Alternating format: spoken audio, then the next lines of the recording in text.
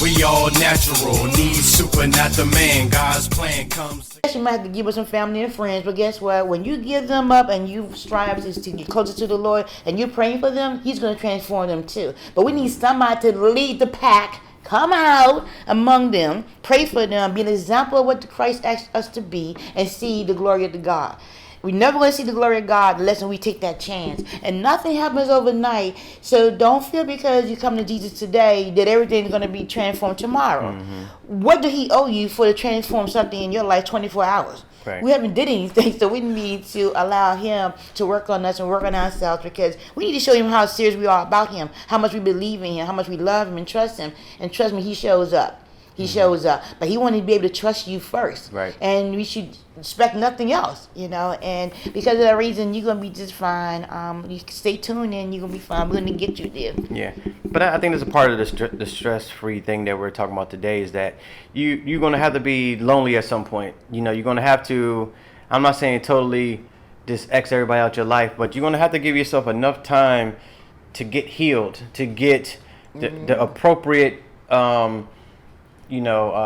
quality time with God. If you always got people around you, then you're never going to have an opportunity to be still, right. To be by yourself. It's okay to be alone long enough for God to work on you. Yes. And it is kind of a bad thing. So you might have to cut your mother back, your pops, or whatever. I mean, but the reality is that people really love you, and you're telling them like, listen, man, right now what's going on is not going to be beneficial for me right now. Then I'm gonna have to take a step back, and that's okay.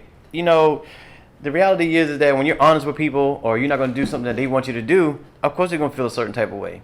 We all are like that. Yeah. We're just human. If you can't do nothing for me, or you can't come through, I'm going to be upset. But when you look back on it, you're doing something to help yourself, to get stronger in your walk. Then by all means, you need to take every measure to do that, and that's part of it. Because I know for me, the reason why I'm like kind of easy kill or whatever is that my family is easy like that. But it's just like when you entertain a lot of foolishness, you got people calling you with their drama, and then you thinking about what you talked about with them, and trying to analyze their situation and how can it get better, and then you may get pulled into a situation where someone you said something about them and all, and so you kind of get stressed out over he say, she say, and you could cancel that out easily by just not talking to them. Exactly. Not being a part of their foolishness, not being a part of, the community, because you can get caught up real quick with people that just, complain a lot. And if people complain all the time, that's ungrateful or, can't see the good and stuff. I mean, you hang around this non-stop, of course you're going to be stressed out. Your job is going to stress you out because you're working 10 hours a day. Yes. And the report that you turned in is not good enough. So I mean, everything is going to kind of build up, and the stress-free part is being able to alleviate the items that are making you stressed. So you may have to take an account for yourself, or a list of like what, man, today, like if it was a journal or a blog or something, or like it was a journal, like a daily journal, and you write down the things that actually stress you out today, whether it was money, a bill, or your boss said something.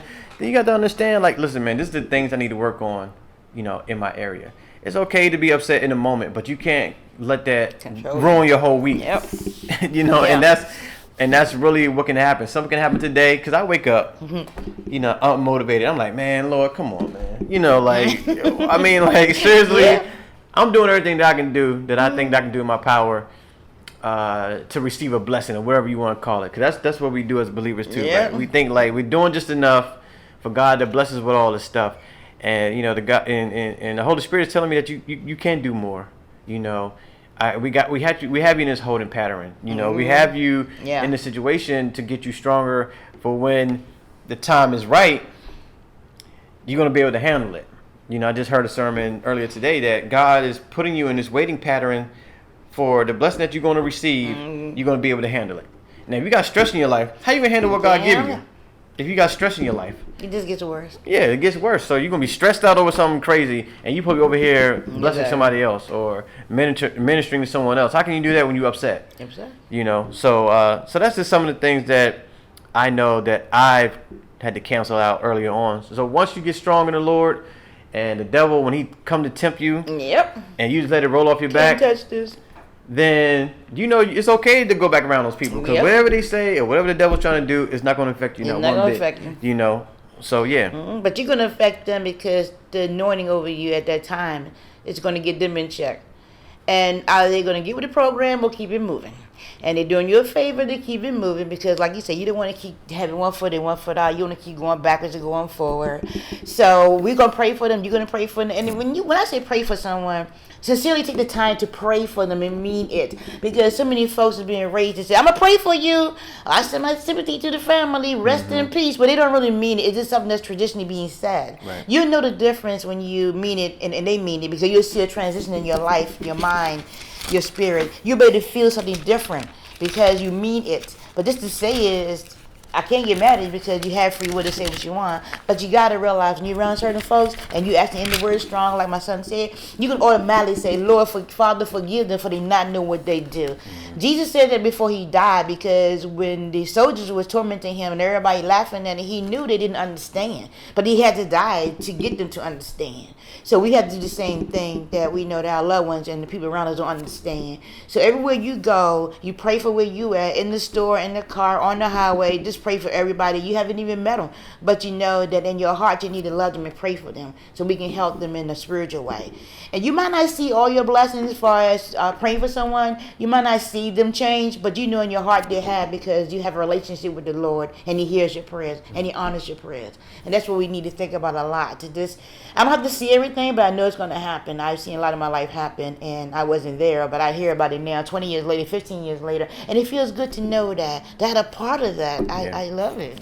Yeah, and I just wanted to read this other scripture. It's Matthew 6:15, which is, but if you do not forgive men their sins, your Father will not forgive your sins. And you can use the word sin for for a multitude of things. You know, like if somebody has wronged you, you know, you have to forgive the person. Yeah. And again, that's where stress can come from that too.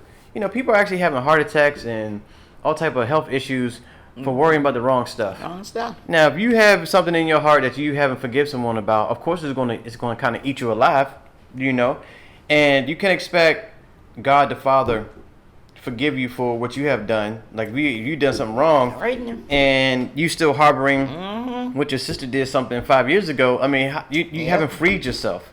So that's always going to be a burden when your sister comes around. You're going to constantly think about it. You're going to be stressed out about people going over to the house for the holidays. You're going to be stressed out if she call you on the phone. You're going to be stressed out, you know, when you see each other. And forgiveness is such a big deal as a believer that I think we overlook it a lot, you know. And it's something that once you just let it go, and that's just how you are. That's how you are. Then so many more things are gonna be so much easier to handle. Yeah. You know, we put stress on our life. You know, we're creating health issues. We're creating toxic relationships. We're creating, you know, bad environments because, you know, and again, I forgot what scripture it is, but it's like, you know, you don't have to get someone back.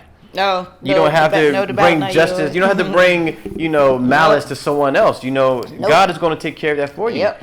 And once you understand that you've been wronged, you don't have to retaliate. You know, it says in the word that God will will handle that for you. And we have to believe that, like my mom just now said, like it may not happen today. That person God may do, you know, take care of your battle. It could be 5 years from now. Yeah. But hopefully when it does happen, that person's heart will be softened the right way. So they won't do that to other people. They, although he wronged me or she wronged me and I forgave her and God is going to fight the battle, you know, 3 or 4 years down the road, when you see that person again or it's your family member, they're going to be like, man, I'm sorry, man.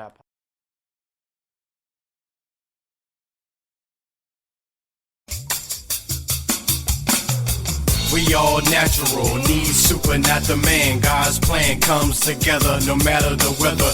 Trust in him, believe in him. Because of him, we can do it. Come together like a unit.